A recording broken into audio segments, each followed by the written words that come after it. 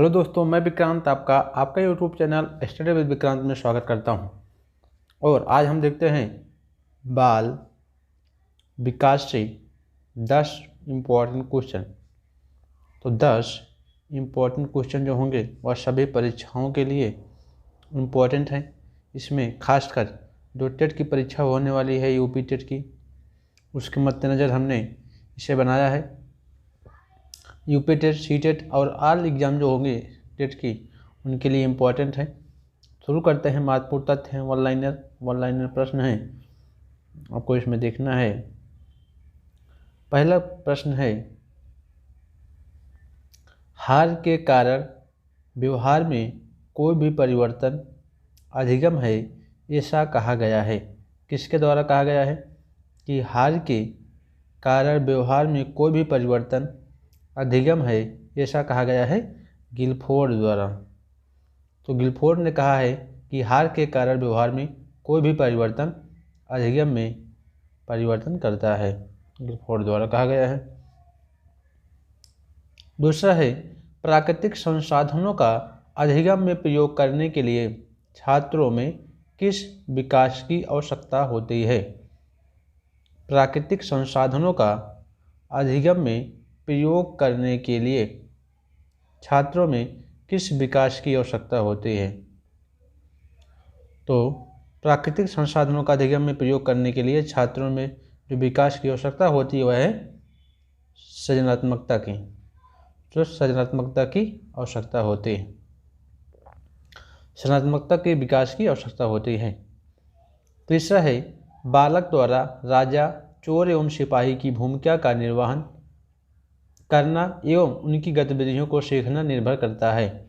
बालक द्वारा राजा, चोर एवं सिपाही की भूमिका का निर्वहन करना एवं उनकी गतिविधियों को सीखना निर्भर करता है, सृजनात्मकता के विकास पर निर्भर करता है। नेक्स्ट है चौथा क्वेश्चन। चौथा है, कौन सी संस्था भाषाई तथ्यों को सीखने में बालक की सहायता करती है? कौन सी संस्था भाषाई तथ्यों को सीखने में बालक की सहायता करती है? तो समुदाय एवं घर, विद्यालय, परिवार, सामाजिक एवं आर्थिक स्थिति तो भाषा सीखने में बालक की सहायता करते हैं। नेक्स्ट है पांचवा क्वेश्चन। सामान्य भाषाई अधिगम की स्थिति में बालक लगभग 200 से 225 तक शब्द किस आयु वर्ग में सीखता है? सामान्य भाषाई अधिगम की स्थिति में बालक लगभग 200 से 225 तक शब्द किस आयु वर्ग में सीखता है? तो 2 से 2 वर्ष में सीखता है। तो 2 वर्ष में बालक 200 से 225 वर्ड सीखता है। अब आते हैं नेक्स्ट क्वेश्चन। नेक्स्ट है छठा क्वेश्चन है, किशोरावस्था में बालकों द्वारा समायोजन की प्रक्रिया को सीखने में अस्थिरता का समावेश होने का कारण है। फिर से क्वेश्चन पढ़ते हैं। किशोरावस्था में बालकों द्वारा समायोजन की प्रक्रिया को सीखने में अस्थिरता का समावेश होने का कारण क्या है? संवेगों की तीव्रता। नेक्स्ट है सातवां क्वेश्चन है, सामूहिक व्यवहार को बालक प्रथम रूप में सीखता है। सामूहिक व्यवहार, तो सामूहिक व्यवहार को बालक प्रथम रूप में सीखता है शैशव अवस्था के अंत में। तो शैशव अवस्था के अंत में सीखता है बालक, शैशव अवस्था के अंत में बालक सीखता है सामूहिक व्यवहार को। तो आपको पता होना चाहिए कि सामूहिक व्यवहार क्या होता है। तो सामूहिक व्यवहार जो सीखता है वह बालक शैशवावस्था के अंत में सीखता है। और अगर हम शैशवावस्था को आपको समय बताएं तो शैशवावस्था का जो समय होता है वह होता है हारलॉक के अनुसार जन्म से 2 सप्ताह तक।